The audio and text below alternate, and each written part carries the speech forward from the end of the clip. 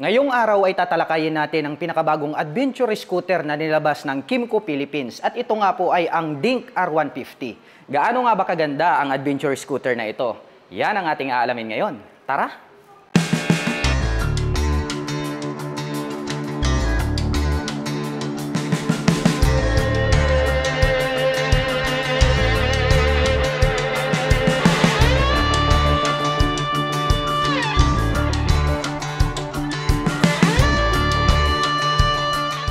Ito ang pinakabagong Kymco Dink R150 at ito po yung kanilang entry pagdating po sa kanilang adventure scooter. Well, wag na nating patagalin dahil talagang napakaganda ng pagkakadisenyo ng kanilang adventure scooter. Well, dito sa harap, agaw pansin agad dito pong kanyang headlight. Dahil kung inyong mapapansin, no, naka-emboss to at saka mahaba. And then pag ating sinilip, ayan, no, nagkaroon po siya rito ng tatlong partition. Well, nagkaroon po siya dyan ng high beam and low beam. Well, bukod dyan, para sa akin, very unique yung pagkakaroon niya rito ng napakalapad at napakalaking daytime running light, no? Parang payaso na nagkaroon ng tears of joy. Well, bukod dyan, agaw pansin din itong kanyang front facing cover dito dahil kung inyong makikita para siyang tuka, no? Tuka ng itik. Well, parang nagkaroon siya ng, sabihin na lang nating robotic design, no, na version. At naka V-shape design dito sa itaas at ang color naman nito is glossy black. At ito pong kanyang visor is clear color po siya and then napakalaki rin. So hindi po ito adjustable, integrated po ito, built-in na po siya. And then syempre clear na clear siya, ang ganda ng kanyang dating. Well, dumako naman tayo rito sa itaas, no? Napaka-brusko rin ng pagkaka-design. Ayan, no? Medyo may katulisan rin. At the same time, nagkaroon siya ng dual tone color combination. So mayroon po tayo ritong blue color along with glossy black. Well, dumako naman tayo rito sa kanyang side cover. Yun, no, napaka-muscular ng kanyang pagkaka-design, no? Naka-emboss tong part na to hanggang rito parang muscle. Nagkaroon dito ng mga deep lines, oh. And then may makikita po tayo rito na nakalagay is 150 in white color. So 150 cubic centimeter po itong ating Kymco Adventure Scooter. Well, dumako naman tayo rito sa kanyang front fender. Ayan, no? Parang metallic blue yung dating nitong kanyang color. Well, napaka-cute din nitong kanyang front fender. And then matulis din yung kanyang pagkaka-design. At dito may makikita po tayo rito na emblem, ha? Hindi po siya decal, emblem po siya. So nakalagay rito is TCS, also known as traction control system. Well, ang advantage naman po niyan pagdating sa mga madudulas na daan, well, ito pong ating Kymco Adventure Scooter ay mayroon po tong sensor. So once po na na-detect niya na mag-o-overlaps itong kanyang rear wheel, hahabulin niya ngayon yung ikot nitong ating gulong dito sa harapan. Para mabigyan niya po ng balance na ikot ng mga gulong, maiiwasan po natin na masemplang itong ating Adventure Scooter. Kaya talagang napakaganda ng mga motorcycle na mayroon pong traction control system. Well, dito naman po sa left and right, no, nagkaroon po siya rito ng bilog na reflector lights which is added visibility pagdating ng gabi.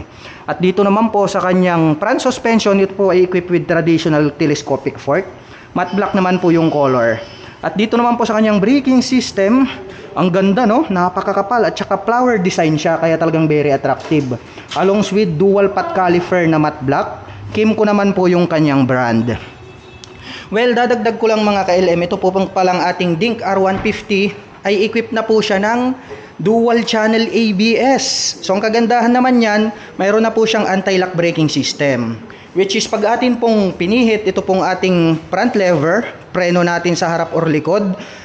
Ang kagandahan po niyan ay hindi po maglalak itong ating mga preno. So ang kagandahan nun, hindi mag-i-skid itong ating gulong, hindi magwawabol itong ating manobela pagdating sa mga biglaang preno. Well, nakakapagbigay po yan or additional confidence sa rider dahil nga po, wala kang inaalala na mag-lock yung mga gulong or masemplang ang inyong scooter pagdating po sa mga sudden stop. Kaya talagang napakaganda na magkaroon ka ng ABS or anti-lock braking system. Well, dumako naman po tayo rito sa mga sukat ng gulong. Dito sa harap, ito po ay mayroong 120 by 70-13. So napakakapal, no? Imagine, harap na gulong 120 na yung sukat. So talagang nakakadagdag yan ng added stable, no? And then pagdating naman po rito sa kanyang mags, wide design po siya, matte black color naman po. Well, dumako naman tayo rito sa itaas. Silipin naman natin itong kanyang fully digital panel meter. You know, ang ganda rin ng design, no? Nagkaroon ng bilog sa gitna. And then meron po siyang left and right. And then dito may makikita po tayo rito na light indicators. At dito naman po yung kanyang mga screen display. Well, dumako naman tayo rito sa mga button. May makikita po tayo rito sa kaliwa na TCS. May passing switch na rin po siya. Ito po yung kanyang high beam and low beam. Ang kanyang turn signal selector at ang kanyang horn. Nandito naman po itong kanyang rear brake. Well, may nakita tayo ritong number. So, pwede po siyang i-adjust. Depende po sa driver. Kung halimbawa, maliit yung kamay mo or mahaba, pwede mo siyang i-adjust para very comfortable yung inyong paggamit nitong kanyang lever. Well, dito naman po sa kabila, nandito naman itong kanyang button selector and then yung mode para naman po rito sa ating digital display. Sa ibaba, mayroon po siyang engine kill switch. Well, ginagamit naman yan pagdating po sa mga error or engine problem. At dito naman po sa ibaba, nandito naman po itong kanyang electric starter at ang kanyang front brake. Ganon din, meron din po siyang adjuster. At mapunta naman po tayo dito sa kanyang handlebar cover. Ayan, oh, matte black po yung color. Parang nagkaroon po siya rito ng skin ng dragon, no? Yung pagkaka-design. Ewan ko kung nakikita sa ating camera. At dito sa gitna, itong part na to, no, itong naka-emboss na to, na black color, pag binuksan po natin yan, ayan, mayroon na po siyang integrated na USB charging port. So, napaka-exciting, no? Napakadaming features na makikita dito sa Dink R150. Well, ito pong kanyang USB charging port, ginagamit naman po natin yan pagdating sa mga long rides driving situation, no, nating to worry about kapag nalobat yung ating mga mobile phone dahil pwede po natin silang i-recharge anytime, anywhere. So, yun ang kagandahan at advantage ng mayroong built-in na USB charging port. Well, dumako naman tayo sa kanyang ignition. Ito po ay equipped with all-in-one keyless system. Dahil nga po, makikita natin dito, included na po rito yung kanyang fuel tank opener at saka yung kanyang seat opener. Kaya tinawag siya na keyless all-in-one. At dito naman po sa side na to, nandito naman itong kanyang front pocket. So may door dito, push lang po natin, buksan natin. Ayan, medyo malalim din po siya. So kasyang-kasya rito yung mga gloves natin. Well, punta naman tayo rito sa kabila. Nandito naman po itong kanyang fuel tiff. Well, anyway, mga ka-LM, ito po palang ating Qumco Dink R150 ay mayroon pong 10.7 liters na fuel tank capacity. Imagine that, mga ka-LM, napakalayo na ng mapupuntahan mo nun. At pwede po siyang tumakbo ng around 400 kilometers away. So, ganun kalayo yung kaya niyang takbuhin sa kanyang fuel tank capacity na 10.7 liters. Well, bubuksan natin para makita nyo. Yun, no? Very accessible na rin, yun yung advantage nito. So kung halimbawa malayo yung biyahe mo, pag ikaw po ay magpapagas, di mo na po kailangang bumaba sa yung pagkakaupo dahil nandirito na siya sa harapan. Kaya less hassle free na rin. Well, close na po natin. Dumako naman po tayo rito sa kanyang footrest. Yun, no? Ang ganda rin, anti-slip po yung pagkaka-design. And then nagkaroon pa po siya rito ng footrest extension. Well, susubukan naman nating sakyan para makita natin kung maluwag nga ba. Yun, saktong-sakto, no? Yung ating parito, meron pang kunting space. At the same time, kung halimbawa nasa malalayong biyahe kayo, long rides, no? Nangangalay na yung inyong mga paa, pwede po tayong mag-cruising style, ayan, no? Least fatigue pagdating sa mga malalayong biyahe. Kaya ang ganda talaga ng pagkaka-design nitong kanilang adventure scooter. Dahil maski ito pong kanyang footrest extension, saktong-sakto yung ating paa, ayan, no? Napakaganda talaga niya. Well, baba naman po tayo. Dumako naman po tayo rito sa ibaba. Nandito naman po itong kanyang side stand. At ito po ay equipped with side stand engine cut-off switch. Well, pag ganyan po na naka-engage yung kanyang side stand, hindi na po mag-o-operate or magta-turn on itong ating scooter. So sa ganung paraan, maiiwasan po nating madisgrasya na dulot ng side stand. And then napansin ko lang, nagkaroon pa po pala na dito ng color blue, and then nakaimbus tong part na to. So maskulado yung kanyang dating. Nandito naman po yung kanyang center stand. At ang kagandahan niyan, mga ka-LM, ang cute din nung positioning nitong kanyang pillion step para sa ating backrider. Dahil ang ginagawa po nito, click lang po to. So ayan, oh, click natin, lalabas na po siya, babalik lang po natin siya. So naglalak na po siya, no? Very unique yung kanyang pagkaka-design, and then yung ginamit po nila dito is cast iron na silver color, not fadable. O, di ba? O. At dito naman po sa kanyang side cover, ayan, oh, nagkaroon ng two-tone color combination. So maskulado tong part na to, no? Naka-emboss lahat. At may makikita po tayo rito na emblem. So silipin natin, yun, no? Napakaganda. Dink R. Ayan, no? 3D emblem po yan na naka-emboss. So ang color naman po niyan is dark silver. Napaka-flawless ng dating. Well, pagdating naman po rito sa kanyang engine design, yun o. So, matte black color yung kanyang engine cover. May naka-intact po rito na Kymco. At sa itaas, napakahaba rin ng pagkakadisenyo nitong kanyang air filter. Nagkaroon ng windlet dito. Well, napaka-cute. At the same time, very attractive. Napakalaki nitong kanyang engine design. Mapunta naman po tayo rito sa kanyang rear suspension. Ito po ay equipped with dual shock absorber. Ayan, kaya talagang more reliable po ito pagdating sa mga bouncing performance dahil balance po yung kaya niyang ihatid. At black color naman po na glossy yung kanilang ginamit sa kanyang coil spring. At dumako naman po tayo rito sa itaas. Ang lapad din pala nitong kanyang integrated na grab bar, no? Ayan, nagkaroon po siya ng dalawang brace dito. Medyo matulis din yung kanyang pagkaka-design. So glossy black naman po yung kanyang color. Ngayon naman ay silipin natin itong kanyang napakalapad.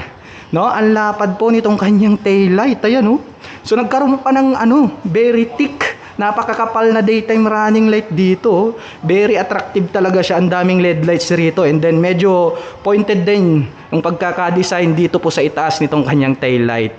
Well, dito naman po sa left and right, nandito naman po yung kanyang turn signals. So yun lang, naka-pop up, no? So iwasan na lang po natin na ito po ay maisagi sa mga matitigas na bagay dahil maaari po itong mabali. Well, itong part na to na naka-emboss, ang ganda rin pagkaka-design, parang robotic yung kanyang accent. Well, pag sinilip natin, nandito po itong kanyang plate light. At ito pong kanyang rear fender, ito na rin po yung nagsisilbing kanyang plate holder. At sa ibaba, may added reflector lights.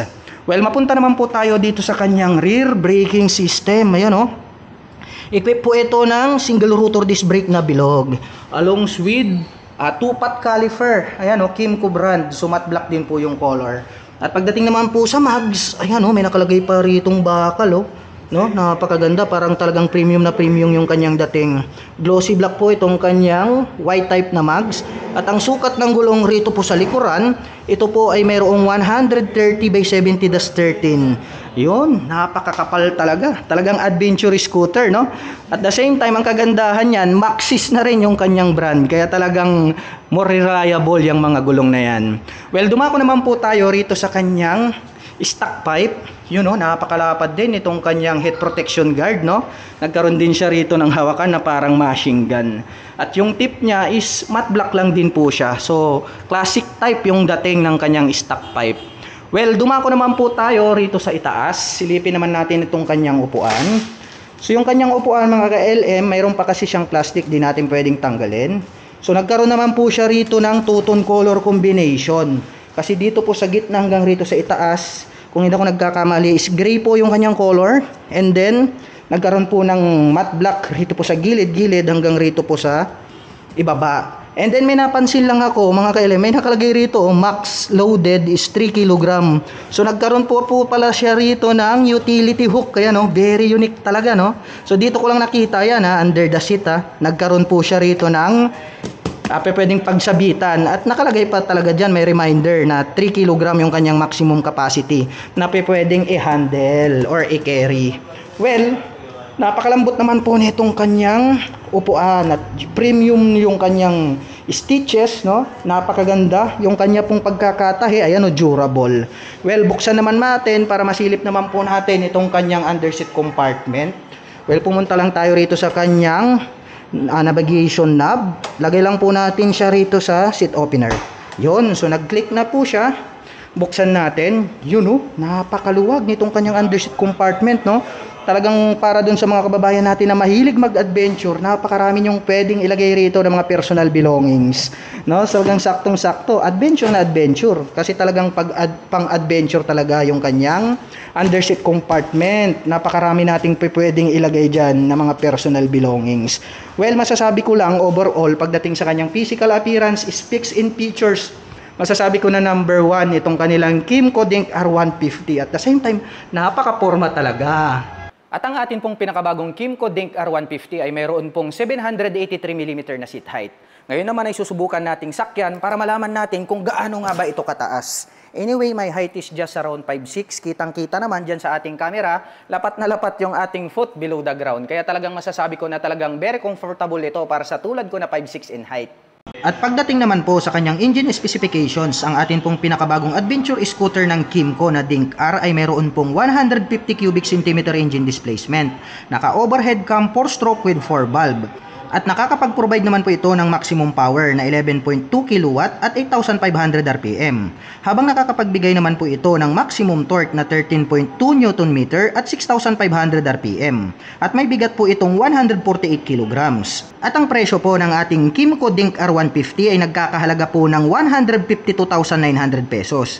At kung balak mo naman pong kumuha ng hulugan ay kailangan mo lang pong mag-down payment ng 22,935 pesos. At pagdating naman po sa kanyang monthly installment, ito po ay mayroong 6,820 pesos sa loob ng 3 taon. At para naman po sa mga kababayan natin na nakapanood ng video na ito at interesadong maglabas ng pinakabagong Dink R150, ay maaari nyo po silang bisitahin dito po sa Kymco, Arellano Street, Dagupan City, Pangasinan. At ito po ang kanilang contact number na maaari nyo pong tawagan para po sa lahat ng inyong mga inquiries. At para naman po dun sa mga kababayan natin na nais magpunta rito, ang kanila pong operation time is starting 8 AM until 5 PM from Monday to Saturday.